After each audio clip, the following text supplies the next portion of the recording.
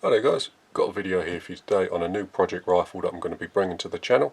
So this particular rifle is an Anschutz 9015 HP, and what we're going to be doing with it is turning it into my dedicated 25mm bench rest rifle. But for this one I'm just going to give you my general impressions and the sort of performance of the rifle out the box. So I'll get you a good look over the rifle first of all. So we have the action there. This one is a HP version, or high power. They do this rifle in two different powers. They do a 6 foot-pound and a 11 foot-pound rifle. So this is the 11 foot-pound rifle. You can see there. And on this side we have the cocking arm on this side. It is flippable, so you can flip the cocking handle over to the other side if you want to. But there we have it there. And this particular rifle is fitted with a club stock. This isn't the stock that I bought the rifle in. I did have to buy the action in a hunting stock, but the hunting stock is no good for bench rest, so I just swapped it out for a club stock. The only problem with the club stock is it's quite small. It's a short stock, so we have had to extend the butt piece all the way out. It's right at the end of its limits there. And also the cheek piece, because the rifle is so short, the cheek piece is a little far forward for me. But we will be making a proper dedicated 25mm bench rest stock for it, so that's going to be changed in the near future. At the top here we've got a very nice bench rest scope. This is the Delta Striker 5-50, so it's a 50 mag scope there. It's a very nice scope indeed. You do need a high mag when you're doing bench rest, or it is useful to have a high magnification when doing bench rest, and this one is a really nice scope for the price point. It is fairly expensive, but unfortunately everything that's good quality is. And the only other thing that we've got on it is the little bench plate at the bottom here. And this is just a nice wide piece of aluminium, so that when you put it on the rest it's got a nice wide surface area and it doesn't cant the rifle. It's very hard to cant the rifle on the rest. So as I said before, we will be turning this rifle into my dedicated 25mm bench rest setup, and we will of course be doing all the work for the channel, so you'll see how the rifle evolves and what that does to the scores that we are able to achieve with the rifle.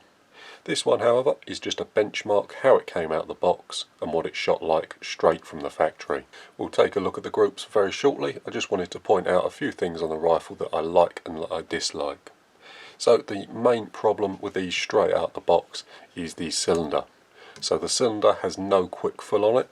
To fill the rifle up, what you actually have to do is unscrew the cylinder from the rifle and then fill it up from your bottle. So in the box you get a fitting that screws into your bottle in which the cylinder connects to, and that's how you fill it.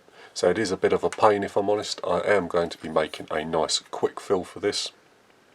I know Ratworks already make one, but they just use the gauge on the end there. I want to move the gauge to the side. I'm not going to be able to use this gauge, but I will be using a wiki gauge, a nice high quality gauge, and that'll be mounted on the side so that you don't have to look down the end of the barrel to actually read the pressure in the cylinder. That of course will be coming to the channel, but pretty much that's all I dislike about this little rifle. Everything else has been really quite good. So I just want to talk through a couple of the features that you may not know if you're not familiar with Anschutz. So first up is the trigger. The trigger on these rifles is absolutely phenomenal. Probably one of the best, if not the best, trigger that's currently fitted to an air rifle. It's obviously fully adjustable, so you can adjust your first, your second and the trigger weight, as well as quite a number of other things. On this one it's just got the simple blade setup, so you can adjust the blade position, height and cant, but there's tons of other things that you can adjust within the trigger itself. So a really nice trigger, and obviously a good trigger is an essential item for bench rest shooters.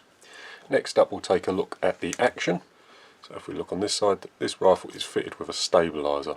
What this stabilizer does is remove any post-shot recoil that's present in the rifle. So this is obviously a sub-12 rifle, and sub-12 rifles aren't known for their excessive recoil, but they do still have some. The stabilizer fitted to this rifle negates any recoil that you feel when shooting the rifle and makes staying on target when you're shooting nice and easy. So the stabilizer system itself is this part here. So this part here is your stabilizer, and quite simply it absorbs the backwards energy from the air into the stabilizer so that you don't feel any recoil. I will be doing a full disassembly of this rifle in the near future, and I will show you exactly how that system works when we get to it. The other really nice feature on this rifle is the pellet loading. So unlike traditional rifles, it doesn't actually have a transfer port in the barrel. If you look just below the barrel, you see this hole here, and that's your transfer port. It's very important because the pellet is actually loaded directly into the barrel on this rifle. You push the pellet straight into the breech there, and as you close the backwards, or the stabilizer at the back here, that in effect creates your transfer port. That's very important because that minimises any damage that's done to the pellet in the loading cycle. So that's a really nice thing on these rifles. Apart from that, just the overall fit and finish of the rifle is superb. The action is incredibly smooth, incredibly slick. Nothing at all to be worried about there. It performs exactly as it should, how it should every single time. So really impressed with that. Everything feels exactly how it should. Next up, we'll talk a little bit about the performance of the rifle. I do have some shooting footage which I'll show you in a minute. First though, I do just want to talk about the consistency of the rifle and how it performed out the box. We did a full shot string over the chronograph from about 200 bar all the way down to 100 bar, and between those pressures I got about 95 shots out of the rifle. So really not that bad, but the impressive thing about that is that over the entire shot string I only saw a extreme FPS spread of around 8, and that was using unweighed and unsalted pellets straight out the tin. So very impressive from a rifle straight out of the box, and I do expect that to get even better as the rifle beds in. Right then, with that out of the way, what we'll do now is I'll show you the shooting footage, but just quickly before that, in the books what you get is this little Anschutz QC little booklet here, and they specify a group that they were able to achieve at 50 meters with the rifle. So as you can see there, it's got the serial number of the rifle and then a group size down here, 14mm or 14.3mm edge to edge. So I'll show you the shooting footage, then we'll compare the results we got to the results that Anschutz got. And here we are all set up at 50 yards. Now to be honest with you, I didn't spend much time at 50 yards in my testing. I was more interested in the groups at 25, as that's what this rifle's going to be used for, but I thought it'd be interesting to see what the rifle performs like at 50. So the top row is JSB Express, and then the second row down is JSB Heavies, and both pellets seem to perform really quite well. All of the groups, or most of them at least, I think there's one outside of a 5p piece, so smaller than 18mm edge to edge. The best group we got at 50 yards was using the JSB Heavies. I would have liked to film a 25m bench rest card, although because the camera was out in the open I didn't want to risk someone accidentally shooting the camera and destroying it. But perhaps in the future what I might do is invest in one of them scope cam things, so that you can see my view from the scope as we're shooting. I think that would be quite interesting, especially for bench rest, as it's fairly competitive. It'd be nice to see what's happening as it's happening. But for now, I just wanted to show you some shooting footage at 50 yards. And here we are back at the bench. So I've got the card that I was shooting for the video here. So we'll take a look at this very quickly. I did do a number of different pellets all through this card here, just to show you what each pellet does and to show you the differences between them. So this one at the top was Express pellets.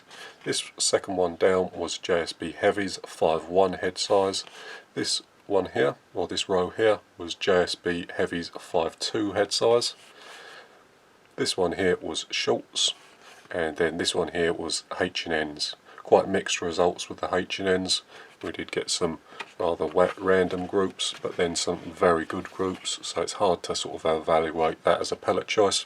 But we did get some good groups with the JSBs, so those are the pellets that I'm going to be putting through it from now on.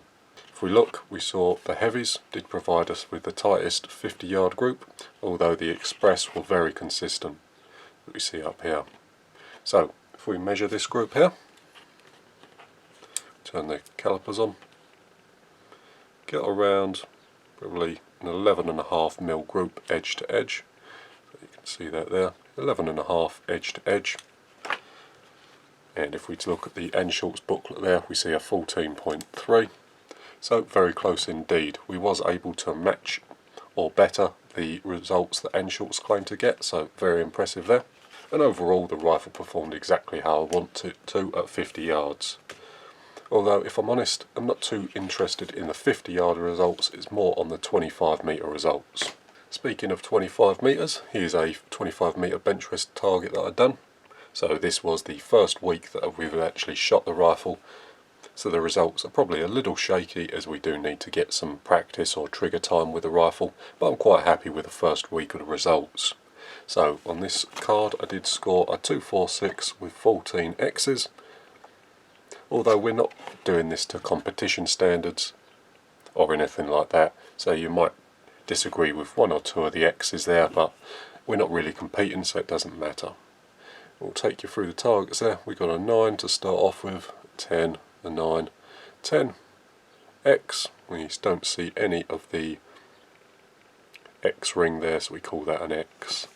So for those of you who don't know, this is a bench rest target, and if you destroy this centre mark here, that's an X. If you touch it but don't destroy it completely, you get a 10, and then if you miss it entirely and get a pellet just in this outer ring, so the second ring, that's a 9, and then an 8, a 7, and so on and so on. So this one, you see we didn't actually touch the X ring, so we scored a 9. Whereas this one, we touched it but didn't destroy it completely, so we scored a 10. And then the X ring there is completely gone, so we just score an X on that target.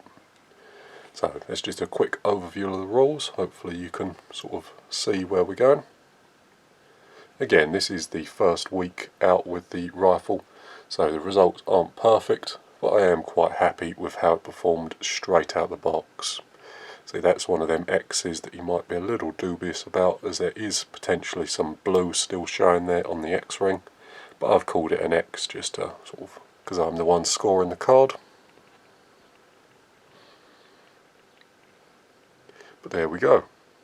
Quite pleased with the results straight out the box. We will of course be tuning the rifle, so hopefully these results will get better week on week. But 246 with 14 X's straight out of the box is nothing to be sniffed at. It shows the rifle's got potential, and this card here was actually done with unweighed pellets, so maybe we'll weigh some pellets and we'll get rid of some of them flowers. Although if I'm honest, from shooting the rifle I can tell that the rifle's out shooting me at the moment, but we just need to get some more practice behind it. Right then, so hopefully that's given you a good overview of the rifle and sort of a benchmark out the box performance test. As I said before, this is untuned, so we will be tuning the rifle on the channel, and hopefully we can get much better scores on the 25 metre bench rest in the future. But there's a couple of things that we need to make for the rifle first. The first thing that needs to be made is their quick fill system. So that's my number one priority, as taking the cylinder off of the rifle down the range is a bit of a pain, especially when you're like me and do a lot of pellets. But going forward from that, we'll be making a shroud, we'll be cutting down the barrel band. I don't like barrel bands, so we'll be cutting the barrel band off this rifle and just using it as a cylinder clamp.